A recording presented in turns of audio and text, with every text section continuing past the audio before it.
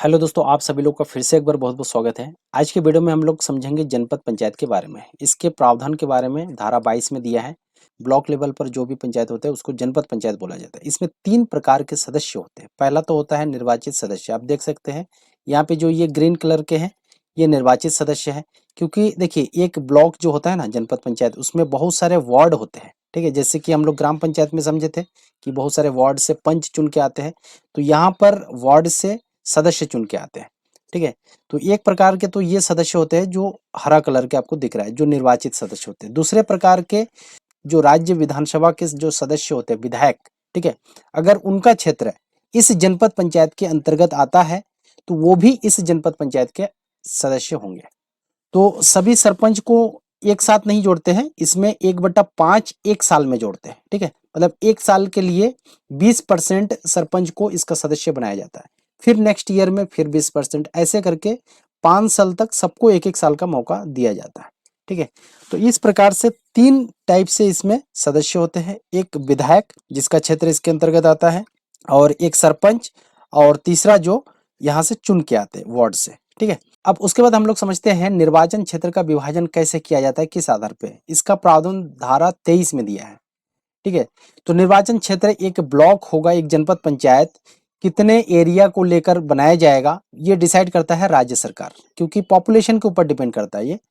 तो एटलीस्ट कम से कम 50,000 पॉपुलेशन होगा तभी एक जनपद पंचायत बन पाएगा, यानी कि एक ब्लॉक होगा। ठीक है, तो कम से कम 10 निर्वाचन क्षेत्र इसमें बनाया जाएगा। अगर एक ब्लॉक 50,000 का बनाया है तो उसमें कितना होगा, 10 निर्वाचन क्षेत्र इनकी वार्ड होंगे। ठीक है, और एक वार्ड में कम से कम जनसंख्या 5,000 होने चाहिए।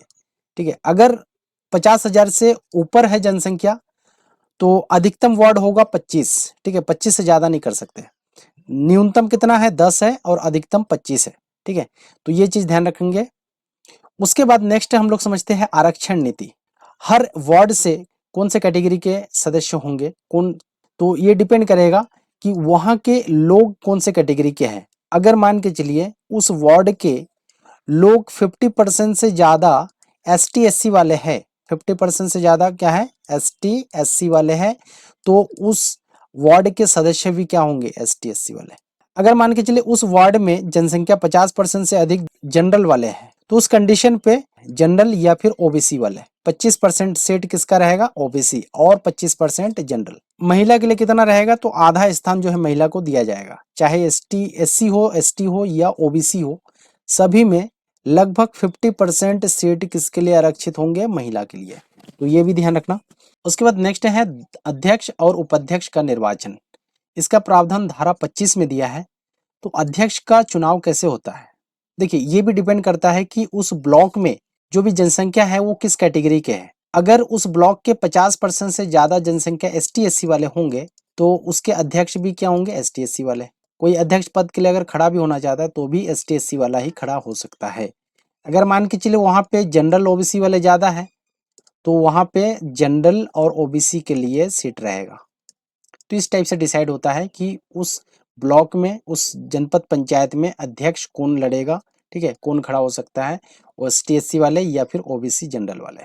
लेकिन जो भी खड़ा होंगे उसका 50% किसको मिलेगा, महिला को। ठीक है, 50% जो है महिला के लिए आरक्षित होंगे। अगर मान के चलो कि अध्यक्ष अगर जनरल वाला बन गया कोई, ठीक है, जनरल वाला बन गया, कैटेगरी वाला नहीं है, तो उस कंडीशन पे उपाध्यक्ष किसी कैटेगरी वाला को ही बनाना पड़ेगा।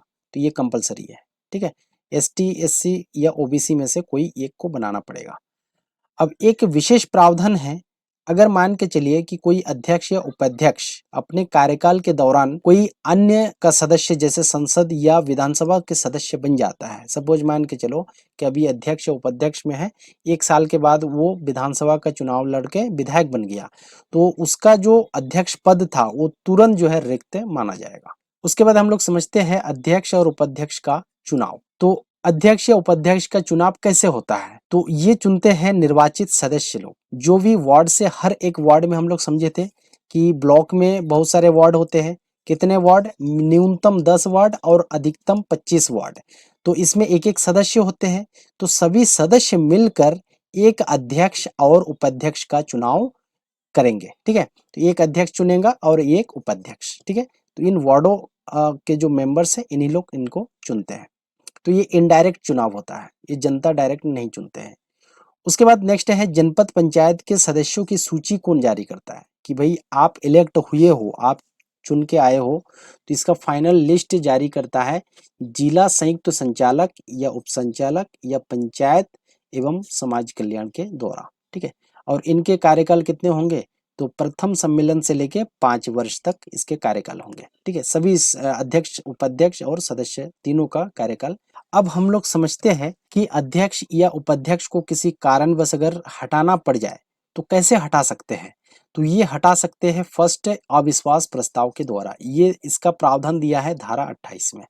और अविश्वास प्रस्ताव हमेशा निर्वाचित सदस्यों के द्वारा किया जाएगा। जैसे कि निर्वाचित सदस्य हर वार्ड से एक मेंबर होते हैं, तो वही मेंबर्स के द्वारा सभी मेंबर अगर चाहेंगे कि हमारे अध्यक्ष या उपाध्यक्ष को हटाना है तो आराम से हट जाएगा, अविश्वास प्रस्ताव पारित हो जाएगा। लेकिन उसके लिए एक मीटिंग बुलाना पड़ेगा सभी मेंबर्स को, और सभी मेंबर उसमें बोलेंगे कि हाँ अविश्वास प्रस्ताव को पारित किया जाए। अगर जितने भी उपस्थित होंगे उस दिन उस मीटिंग में, उसके 3/4 बहुमत अगर बोला कि हाँ इसको पारित किया जाए, इसको हटाने के लिए, तो वो पारित हो जाएगा। लेकिन ये बहुमत जो है कुल सदस्य का, ठीक है, कुल जनपद पंचायत के सदस्यों का 2/3 से अधिक होना चाहिए, यानी कि 66% से अधिक होना चाहिए, तभी ये फाइनल जो है ऑफिशियली पारित होगा। और पारित होकर ये कलेक्टर को नोटिस जाएगा, फिर कलेक्टर के द्वारा एक अधिकारी को नियुक्त करके भेजेगा कि आप जाइए जनपद में, अब फाइनल डिसीजन लीजिए कि इसको हटाना है कि रखना है। जो भी अधिकारी नियुक्त किया है कलेक्टर, वो आएंगे, आके एक सम्मेलन, एक बैठक करेंगे, उसमें सभी सदस्यों को बुलाया जाएगा और उसमें जिसके खिलाफ ये प्रस्ताव पारित हुआ है उसको भी बुलाया जाएगा, ठीक है, अध्यक्ष हो चाहे उपाध्यक्ष, ठीक है। सब रहेंगे, सबके सामने ये फाइनल डिसीजन होगा कि भाई इसको रखना है कि हटाना है, ठीक है। सभी लोग अगर बोलेंगे कि हाँ इसको हटा दो, तो ये तुरंत जो है हट जाएगा। तो अगर मान के चलो कि कोई अध्यक्ष या उपाध्यक्ष के खिलाफ अविश्वास प्रस्ताव पारित हो जाता है, तो उस कंडीशन पे अध्यक्ष और उपाध्यक्ष के पास बस एक ही ऑप्शन है कि वो संचालक पंचायत को अपील कर सकता है कि सर आप जो है हमारा सुनवाई करिए, आप डिसीजन लीजिए, ठीक है। तो संचालक पंचायत लास्ट में जो भी निर्णय लेंगे वो अंतिम निर्णय होगा और वही सर्वमान्य होगा। अगर ये बोल दिया कि हाँ जो है ये एक्सेप्टेड है, तो वो तुरंत अपने पद से हट जाएगा। अगर वो अविश्वास प्रस्ताव को नामंजूर कर दिया है ना, रिजेक्ट कर दिया, तो वो पद में बना रहेगा। अब उसके बाद हम लोग समझते हैं कि अविश्वास प्रस्ताव को किस किस कंडीशन पे हम लोग नहीं ला सकते। तो पहला है पदभार ग्रहण करने के 6 महीने के भीतर, ठीक है, फर्स्ट 6 महीने के भीतर आप उसके खिलाफ अविश्वास प्रस्ताव नहीं ला सकते। उसके बाद नेक्स्ट है कार्यकाल समाप्त होने के 6 महीना पहले, ठीक है, 6 महीना पहले आप नहीं ला सकते। तीसरा है अगर पिछले अविश्वास प्रस्ताव नामंजूर हो गया है तो फिर से नया अविश्वास प्रस्ताव लगभग 1 साल के अंदर आप नहीं ला सकते। वीडियो कैसा लगा आप लोग कमेंट करके बता सकते हैं। वीडियो अच्छा लग रहा है तो लाइक कर दीजिए, चैनल में नए हैं तो चैनल को आप सब्सक्राइब कर दीजिए। आप इसका अगर पीडीएफ लेना चाहते हैं फ्री ऑफ कॉस्ट, तो आप मेरा टेलीग्राम चैनल पे चले जाइए, नीचे मैं टेलीग्राम का लिंक दे दूंगा, वहाँ पे मैं पीडीएफ भेज दिया हूँ ऑलरेडी, वहाँ से डाउनलोड करके आप नोट्स बना सकते हैं, ठीक है। तो आज के लिए इतना ही। जय हिंद, जय भारत।